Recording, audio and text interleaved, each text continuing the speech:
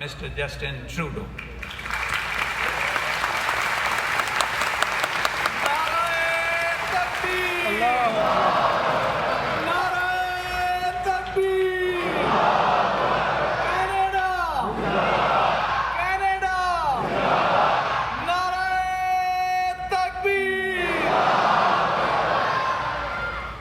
Assalamu alaikum. Hello, everyone. Thank you, Mr. Malik, for that introduction and for welcoming me to this year's Jalsa Salana Convention at the Ahmadiyya Muslim Jamaat in Canada. Et merci, Navdeep, de nous accueillir à Mississauga et pour tout ton leadership en tant que ministre. It's wonderful to be here with you all today. Let me take a moment to recognize our outstanding MPs and ministers here as well. People who are gathering around me now who never stop working on behalf of this community. Like Judy Scrow, who leads the Parliamentary Friends of the Ahmadiyya Muslim Jamaat, or Deb Schulte, Gagan Sikkan, and Yasmin Ratansi, who share in iftar dinners from Ottawa to Mississauga.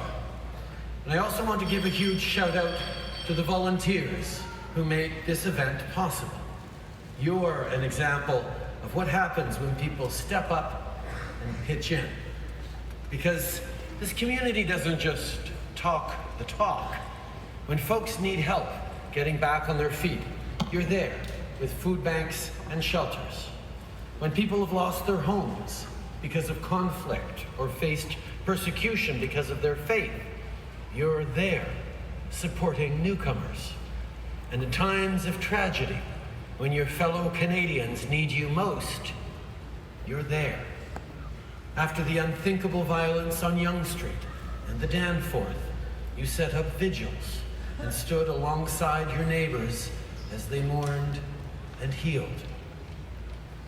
My friends, that commitment to the people around you, to the knowledge that we are stronger together, has never been more important. Because the values of unity and inclusion are under threat. The reality, as uncomfortable as it is to recognize, is that even here in Canada, Muslim Canadians are facing the backlash firsthand.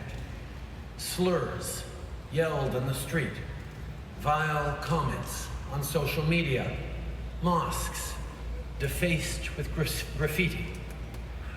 That's not something we can ignore, and not just because it's wrong, but because it's dangerous.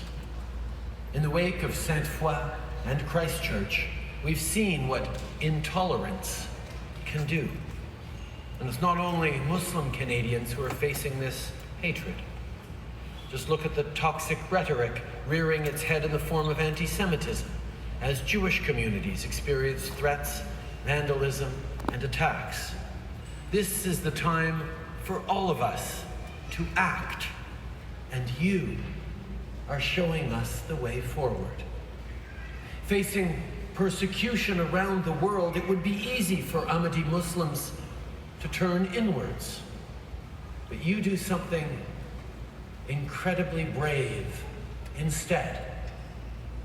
When I sat down with His Holiness Hazrat Mirza Masroor Ahmad in Ottawa, he shared his message of peace and justice, of love for all, hatred for none. Il n'y a vraiment rien de plus canadien que ça. On est un pays où tout le monde est égal et tout le monde est libre de pratiquer sa religion. Une démocratie où la voix de chacun et chacune est entendue et valorisée. When our party created the Charter of Rights and Freedoms almost 40 years ago, it was because we knew that those vital rights and freedoms must never be called into question. Well, today, that's something we have to keep defending. Because there are leaders who think some people are less Canadian than others, and who would use Islamophobia once again at the ballot box. There are politicians who think that it's the government's place to tell women or anyone what they can or cannot wear. It's up to us to say no. No to hatred. no to fear, and no to intolerance. So here's my promise to you. Just like you are there for your neighbors, we will be there for you. Whether it's Ruby Sahota joining the groundbreaking for the new mosque in Brampton, or Ikra Khalid working with the Ahmadiyya Muslim Women Association. This team, from Rob Oliphant to Francesco Sorbara to Minister Hussein, is listening to what matters to you. We will always stand with Muslim Canadians and with the Ahmadiyya community. We will always condemn Islamophobia, just like we condemn anti-Semitism and hatred in every form. And we will always speak up for freedom of religion and for human rights here in Canada and around the world. Bien sûr, on ne peut pas nous concentrer uniquement sur une seule partie de la vie des gens. Chaque personne, peu importe sa foi, mérite une chance égale de réussir.